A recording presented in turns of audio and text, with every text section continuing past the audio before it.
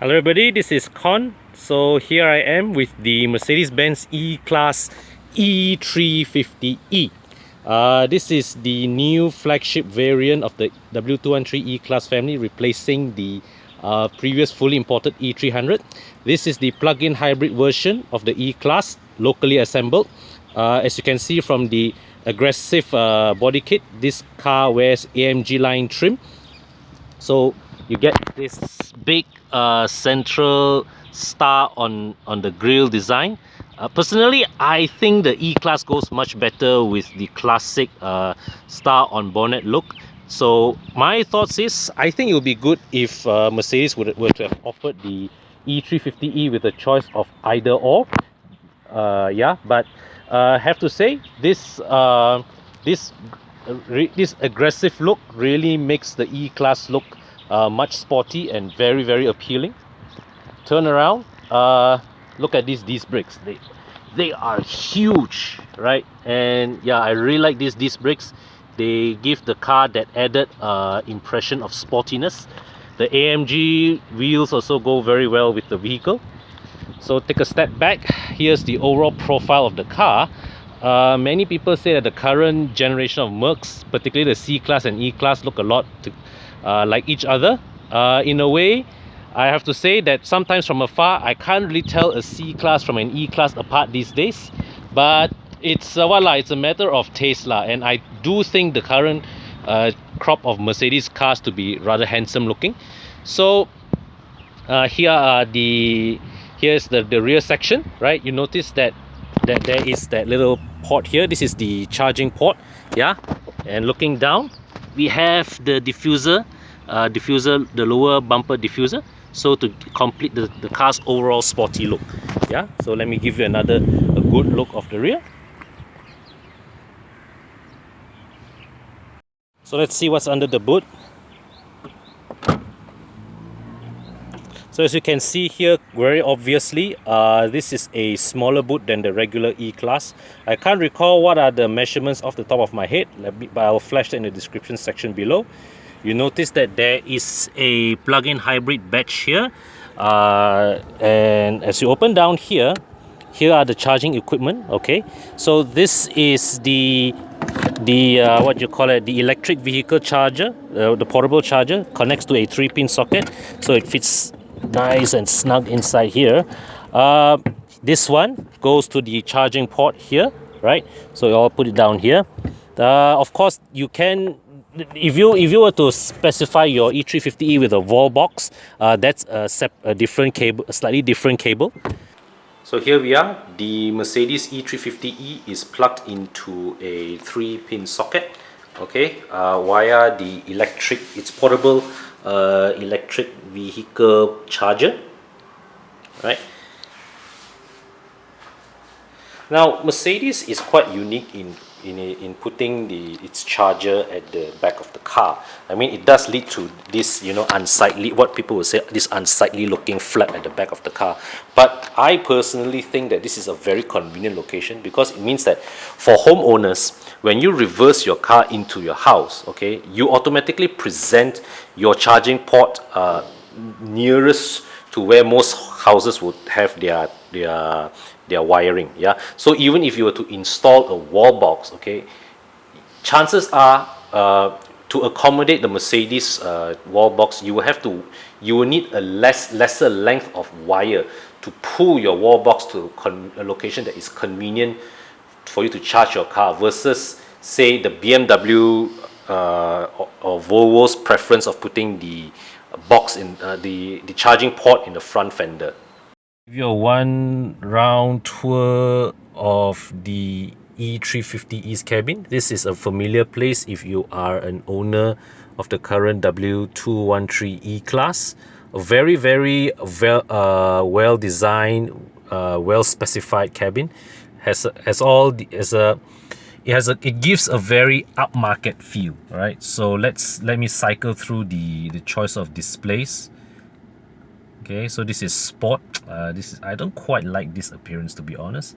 Earlier what we saw was classic, and finally we have progressive. This is, I believe, the most this is the best looking instrument cluster display theme, and when I drive the E-Class, this is usually my preferred mode of display, right? So the E-Class in Malaysia, as you know, it has this wide cockpit format. So there's one 12.3 inch screen here, and the instrument cluster is another 12.3 inch screen.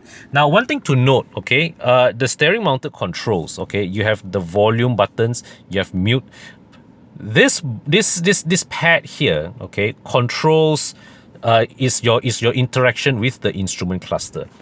This pad here is your interaction with the center screen. So as you can see here, if I move my fingers up, I scroll through the options, okay? And yeah, so here's how I do it.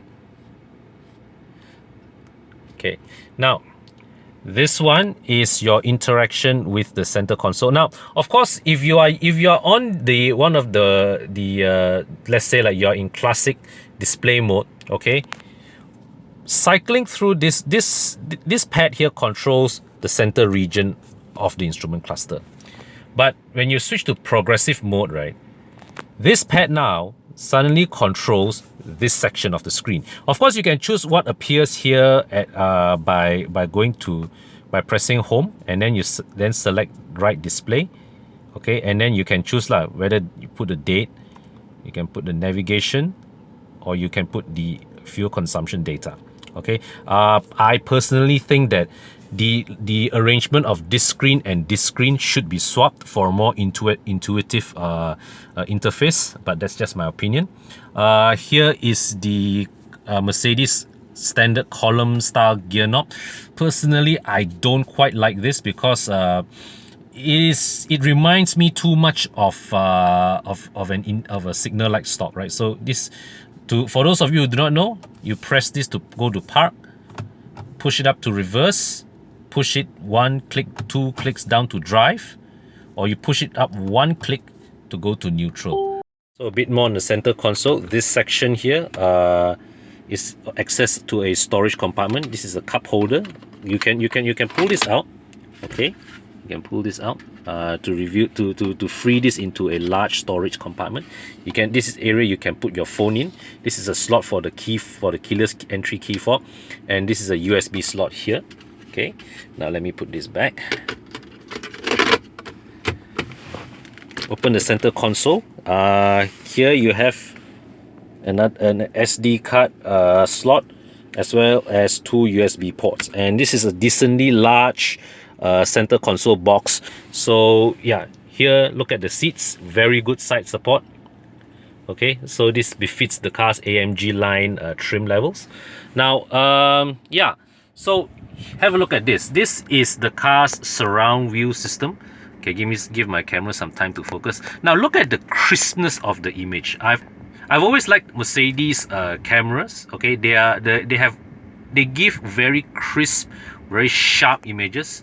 So here, let me just browse through the various possible camera angles that you can choose. So this is here you have this is the surround view. Okay, this one is your choice of views, front camera and all that. So while I'm in an enclosed space, allow me to just demonstrate this on the move. Okay, so I'm driving forward. Okay, now this I'm using this to park.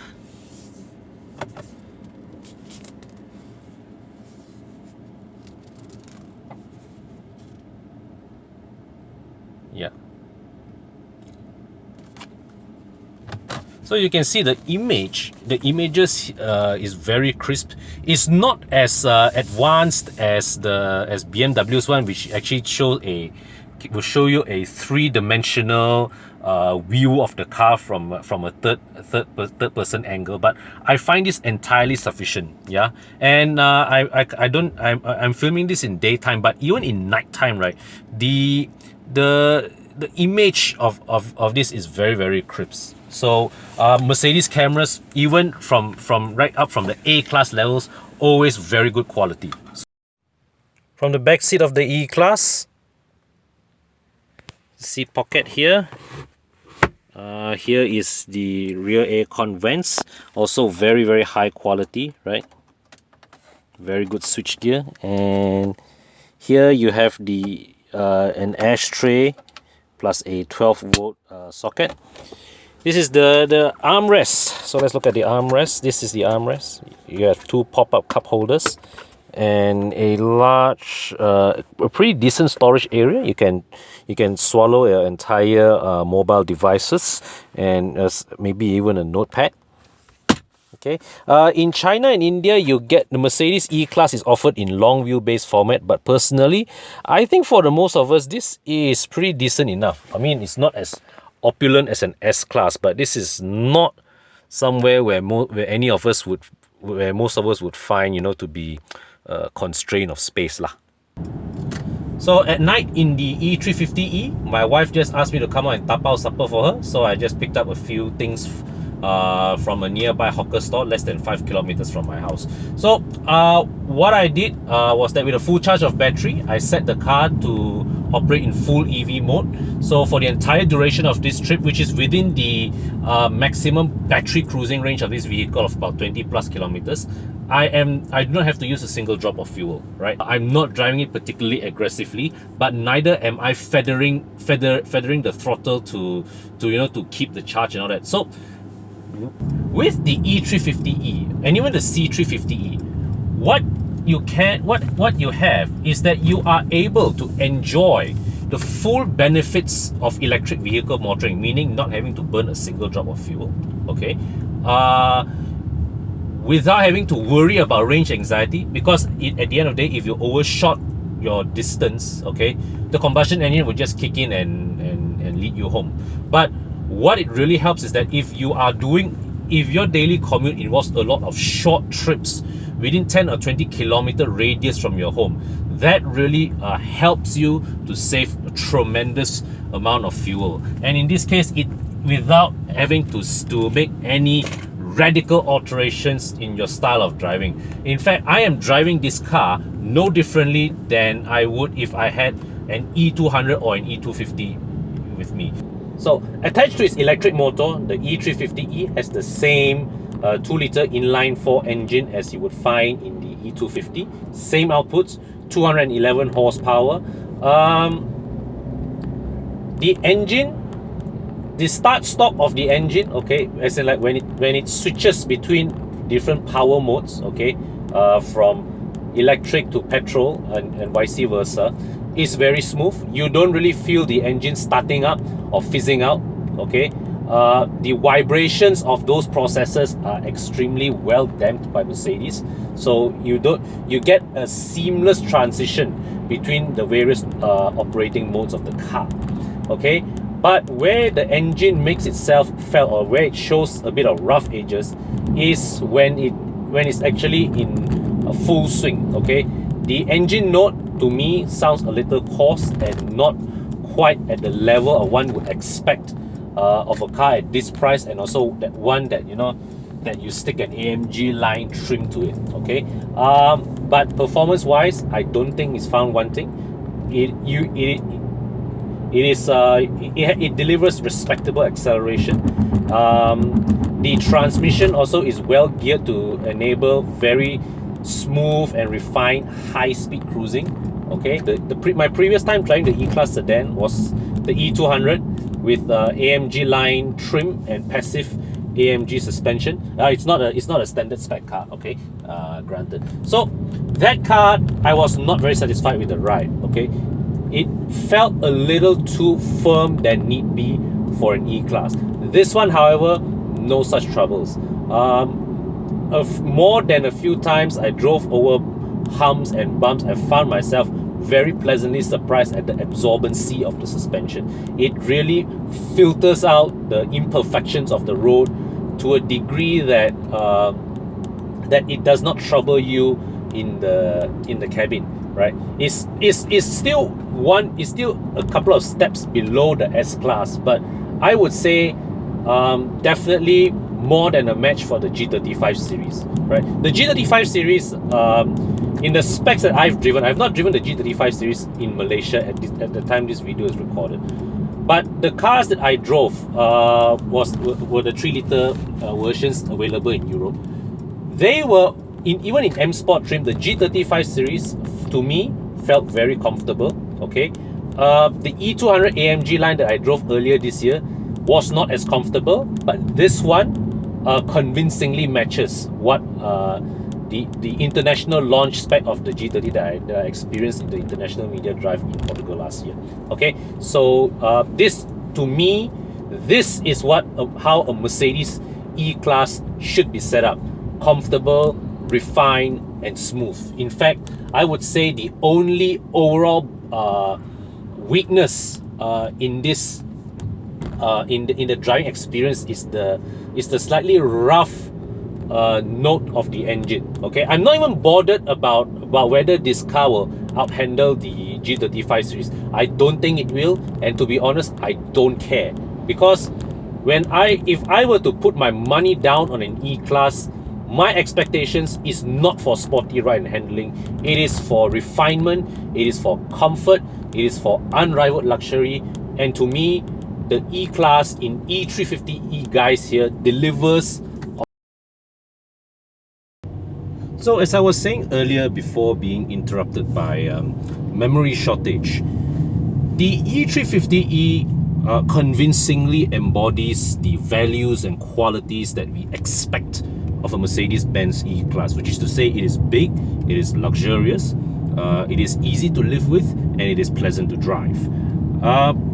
So the question now is, when you buy an E-Class, do you take the E350E that I'm driving here, or do you go for the traditional choice of the E200 or the E250 petrol variants?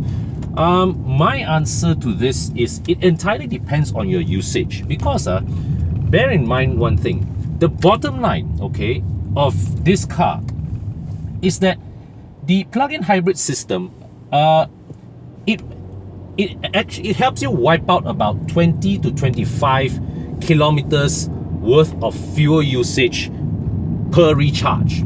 Okay, so if your day-to-day commute is, you only use the car for about 20 to 25 kilometers per day, fantastic. It totally covers your energy usage of the car. If your day-to-day commute is about 50 kilometers, still great, because what it means is that you are only paying for fuel for half your commute. But once you go past 50 kilometers, however, then it becomes a case of diminishing returns, because the percentage of your travel distance that is being covered by the electric motor becomes increasingly less. And bear in mind also that as your battery's charge depletes, your engine now has to lug the added weight and complexity of the hybrid powertrain without assistance. Okay, so that adds to your fuel consumption. So another thing to take note, the E350E's fuel tank is smaller than the E200 and E250. Okay, this is simply because it needs that space, extra space for the hybrid battery. Now, if you are, as I mentioned earlier, if you are doing a lot of short commutes between recharges, that's fine, it's not going to affect you. But if for long distance trips, it does mean you need to stop and refuel this car more frequently. So to conclude, the E200 and E250 are still the most suitable choices for you if you're a regular long distance traveler. The E350E comes in handy if you have a lot of short trips, okay, and you're able to recharge your car frequently and diligently between these trips. Okay, the E350E's hybrid powertrain also comes in really handy when you are stuck in a traffic jam, or when you are looking at a parking lot, because these are the kind of situations where your fuel usage is actually the highest and most wasted. Highway driving, right? A regular combustion engine is efficient enough. All right. So this sums up my thoughts of the Mercedes-Benz E350E plug-in hybrid. Just a point to note, this video was shot some time back before the car was launched. As I record this, the launch date of the car has yet to be confirmed.